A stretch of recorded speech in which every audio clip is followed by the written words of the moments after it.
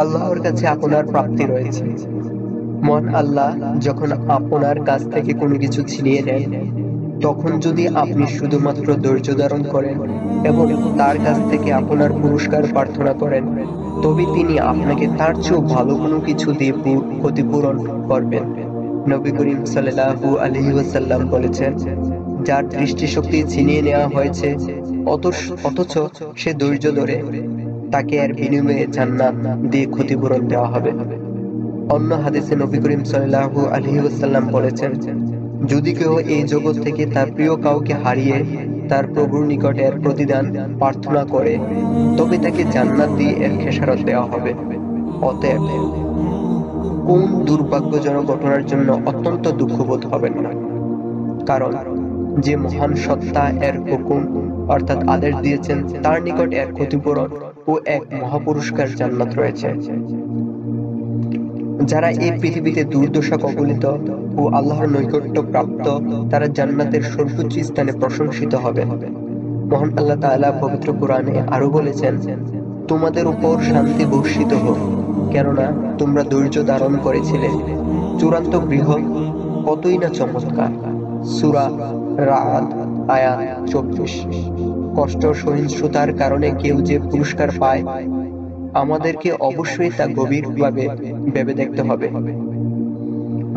মহান আল্লাহ তাআলা আরো বলেছেন, তাদের প্রতিপালকের পক্ষ থেকে তাদের উপরই কল্যাণ, অর্থাৎ তারাই ধন্য এবং তাদেরকে ক্ষমা করা হবে ও তারাই তার অনুগ্রহ লাভ করে এবং তারাই সঠিক পথ প্রাপ্ত। সূরা বাকারা আয়াত 157।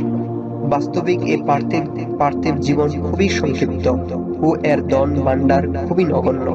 পরকাল উত্তম ও চিরস্থায়ী এবং এই জগতে যে সমস্যা জর্জরিত, পরজগতে সে তার পুরস্কার পাবে।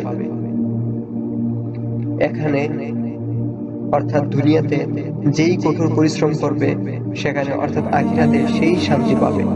যারা এই জগতের প্রতি আসক্ত, তারা এর সাথে গভীর সম্পর্ক রাখে। যারা এর প্রেমে পড়েছে, তাদেরকে যেন সর্বাপেক্ষা কঠিন ভোগান্তি পোহাতে হবে, তা হলো তারা এই পরকালীন সুখ সমৃদ্ধ অর্থাৎ শান্তি ও সম্পদ হারাবে। তারা শুধুমাত্র ইহজীবনকে উপভোগ করতে চায়। তাদের এই কামনার কারণে তারা এই জগতের মুসিবতকে কঠিন পাবে।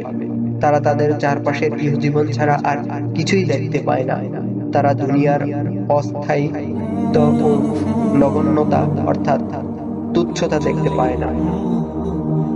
এই দুর্দশা কবলিতরা, যদি আপনারা ধৈর্য ধারণ করেন, তবে আপনারা কোনো কিছু হারাবেন না, আর আপনারা বুঝতে না পারলেও এতে আপনারা লাভবান হবেন। দুর্দশাগ্রস্ত ব্যক্তির উচিত পরকালের ফলাফলকে ভেবে দেখা, যে ফলাফল ধৈর্যশীলের জন্য নির্ধারিত। মহান আল্লাহ তাআলা পবিত্র কোরআনে আরো বলেছেন, অতএব উভয় দলের মাঝে এক দরজাওয়ালা প্রাচীর খাড়া করা হবে, এর ভিতর রহমত থাকবে আর এর বাইরে থাকবে আযাব অর্থাৎ শাস্তি।